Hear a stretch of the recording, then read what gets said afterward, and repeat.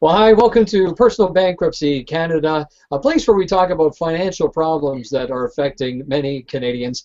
My name is Wayne Kelly, and today on the show, I've got Sandy Lyons on with us, who is a trustee in bankruptcy from Bromwich and Smith in Alberta. He's also a trustee and member with Personal Bankruptcy Canada. Sandy, today I want to talk a little bit about debt collection. People will get into a bad situation financially, and all of a sudden, debt collectors start to call. So are there any rules or laws that creditors and debt collectors are bound by when they phone you?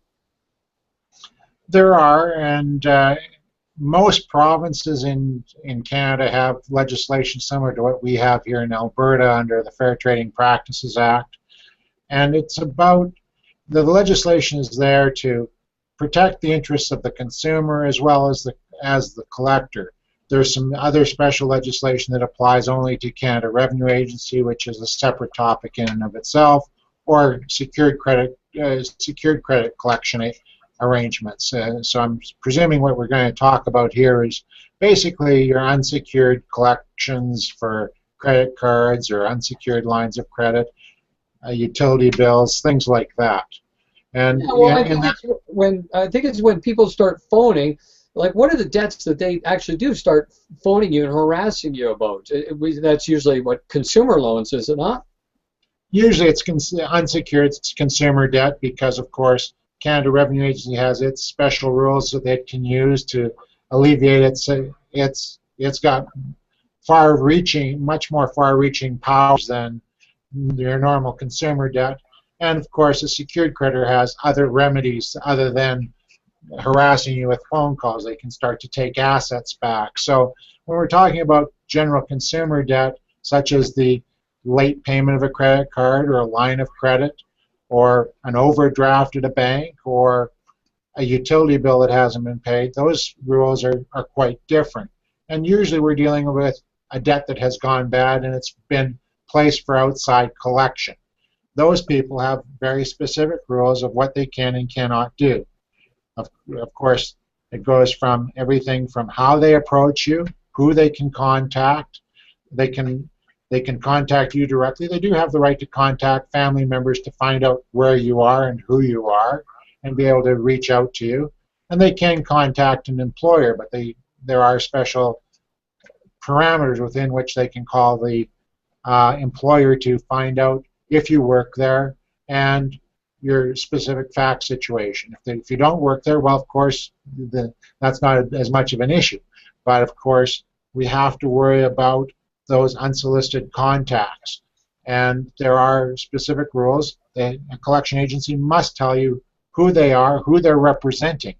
If it's a specific bank, what bank it is, what the amount of the debt is, and you have the right to ask for a statement of what the amount is that is owed. All right, so they can call you. So this is when the debt's gone bad, it goes to a collection agency. They are then there to try to get the money back from you. They can call you at work, can they? I didn't realize they could do that. So can they tell your boss what situation you're in financially, or no? No, they have to basically limit it to specific information about. They have the right to ask if you were employed there. They don't have the right to ask anything more than the basic information. They're not supposed to disclose to the employer anything more than who they are, who they represent, and that they're looking for you. Now, I mean, there's always these horror stories around about collection agencies doing, threats and all kinds of horrible things. What have you heard? Are they true? Are they real? Do these stories exist? Well, there are good and bad collection agencies and training programs for collection agencies. I have heard some wonderful horror stories over history where collection agencies told an individual that they're going to come and take his stuff from his house. Well, no, they cannot.